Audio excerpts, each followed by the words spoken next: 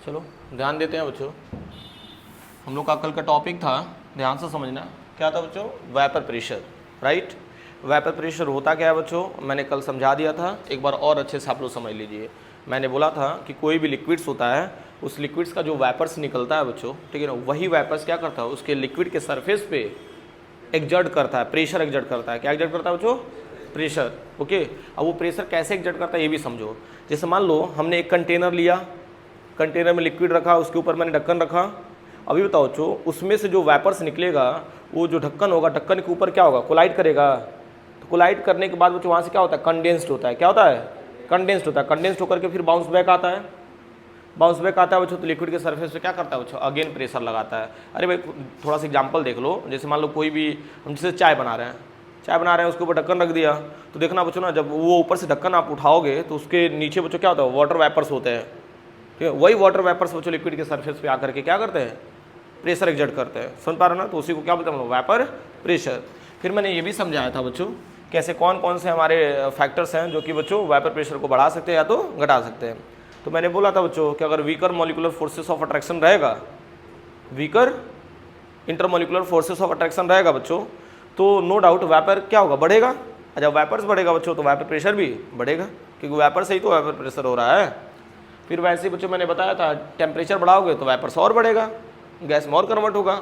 अरे gas vapours में थोड़ा सा डिफरेंस होता है, ठीक है ना, लेकिन मैं यहाँ पे जो बता रहा हूँ उसको समझो आप लोग, ठीक है ना। गैसेस स्टेट में होता है, बस ये बताने की कोशिश हो रही है। तो टेम्परेचर बढ़ाएंगे तो वेपर्स भी बढ़ेगा, तो वेपर प्रेशर भी इंक्रीज होगा। इस चीज़ का स्टेटमेंट बच्चों कहाँ से जस्टिफाई होता है? क्लासियस क्लेपेरॉन इक्वेशन से। ओके, चलो इसके आगे समझते हैं। तो बच्चों हम लोग ध्यान से समझना। देखो इसके बाद से मैंने नेक्स्ट हेडिंग आपको बताया, solution of liquid in liquid, liquid in liquid. ध्यान से समझना। तो solution of liquid in liquids. अब इसका मीनिंग बच्चों जानते हो, या इसका स्टेटमेंट बच्चों अकॉर्डिंग टू राउल्ट्स लॉ बच्चों हम लोग डिराइव करते हैं। बात समझना, इसके स्टेटमेंट को हम लोग कैसे जस्टिफाई करते हैं?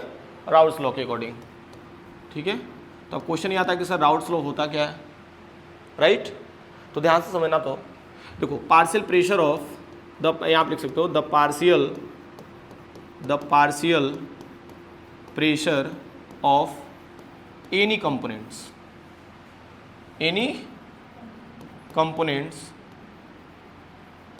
the partial pressure of any components in solution is equals to the, ध्यान से समझना बच्चों, is equals to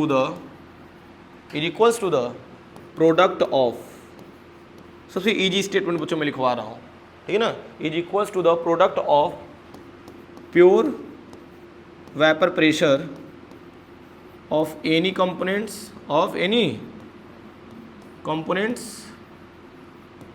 and mole fraction of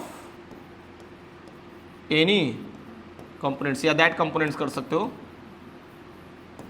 clear हो रहा है कि नहीं बच्चों? And this is the Raoult's law. इसको क्या बोलते हैं हम लोग बच्चों? राउल्ट्स लॉ बोलते हैं। तो जो स्टेटमेंट अभी मैंने आपको लिखवाया बच्चों, सेम वही स्टेटमेंट है। आप थोड़ा सा ईमानदारी से बस देखो। तो अब ध्यान से समझो। तो हमने the partial pressure of any components की बात करेंगे ना, तो इसके लिए हमने क्या मान लिया बच्चों? P मान लिया था। जनरली क्या माना था? P माना था बच्चों। और प्योर वेपर प्रेशर के लिए हमने मान लिया था P नॉट बस माना था। क्या माना था बच्चों? P नॉट माना था।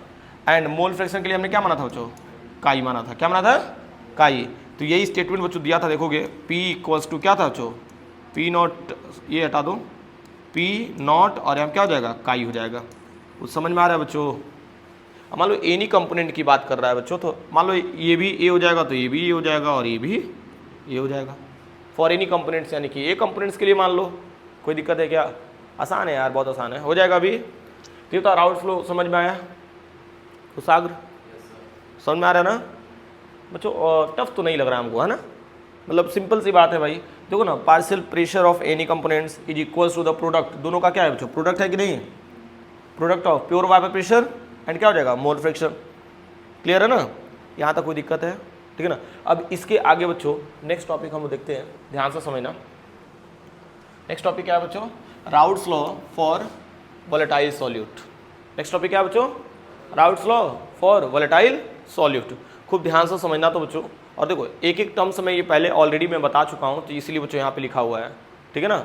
तो मैं क्या करूँ, इसको हटा करके मैं खुद से लिख करके बताऊँ कि इसी को मैं डिटेल एक्सप्लेन, इसी को एक्सप्लेन कर दूँ। चलो ध्यान से समझना, ठीक है।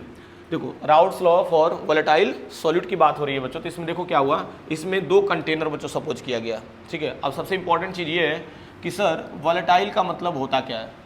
वोलेटाइल का मतलब होता है बच्चों जो इजीली किस में कन्वर्ट हो जाए बच्चों, वेपर्स में कन्वर्ट हो जाता है, उसको क्या बोलते हैं हम लोग, वोलेटाइल बोलते हैं, हो जाएगा ना। और नॉन वोलेटाइल का मतलब होता है जो इजीली वेपर्स में कन्वर्ट ना हो। समझ पा रहे हो कि नहीं मैंने क्या बोला, आसान है, ठीक है। चलो अब इसके आगे का टर्म्स बच्चों क्लियर करते हैं हम लोग, ध्यान से समझना। इन्होंने क्या किया बच्चों, वोलेटाइल सॉल्यूट में दो कंटेनर लिया, इसको पहले को क्या मान लिया ए और दूसरे को क्या माना बी माना। ये बताओ यहाँ पे दो कंटेनर लिया गया, तो यहाँ पे लिक्विड लिया गया, और लिक्विड के ऊपर बच्चों हमने 3 डॉट दिखा दिया बच्चों गैस के फॉर्म में, ओके।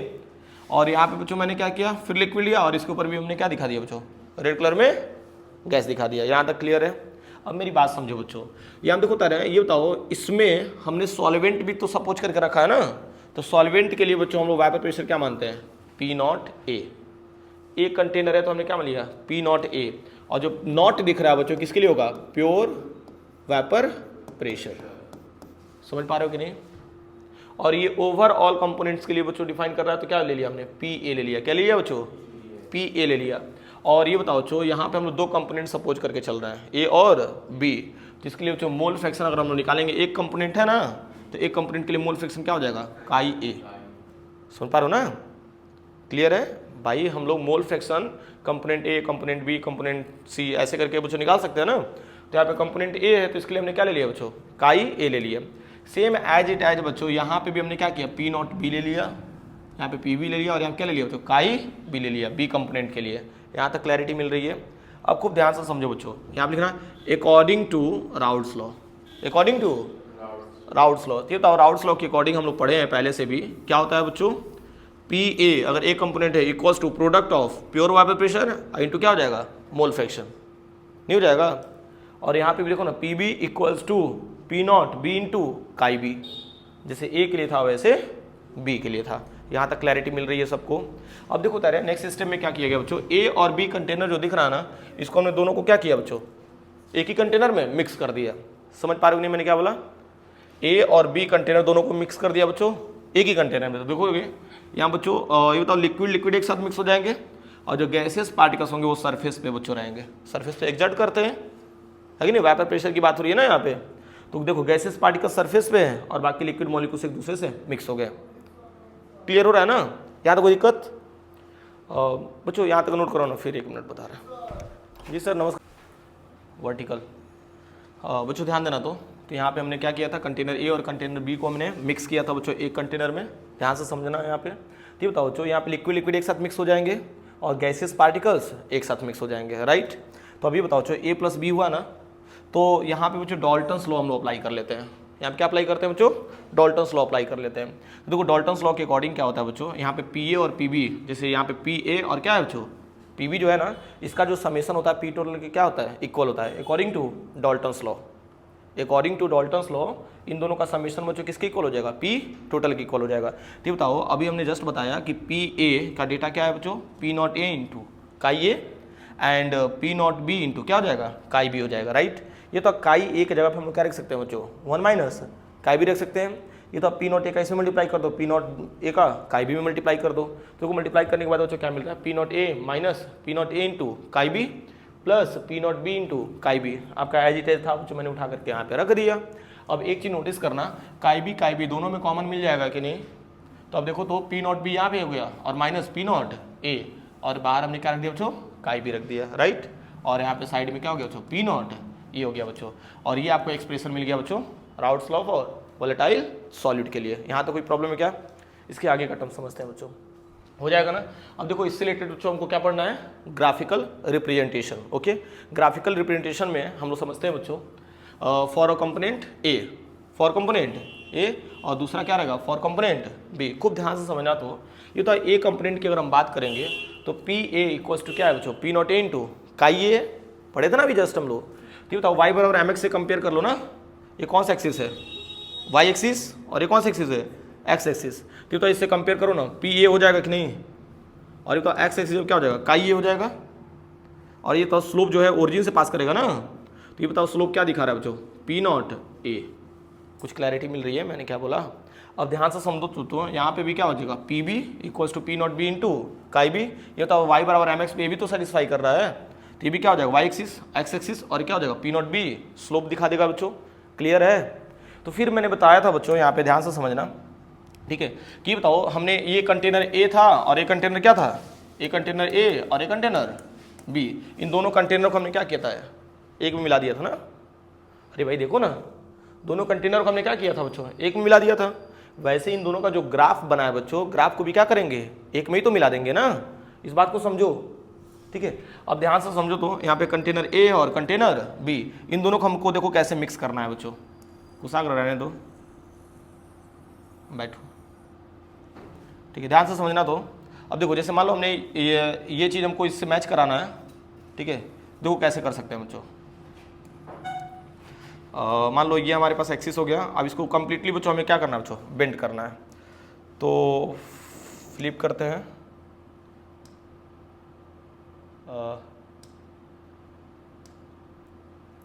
अच्छा ठीक है। तो रुक जाओ, काई को हमें क्या हुआ वो, एक मिनट रुक जाओ। तो यहाँ पे देखो मैं तरीका बता रहा हूँ कि कैसे इसको करना है। जैसे मान लो मैंने ये लिया और एक ही में मिक्स करना है। तो मिक्स करने के बाद देखो ग्राफ कैसा बन रहा है, ये चीज़, हाँ ठीक है।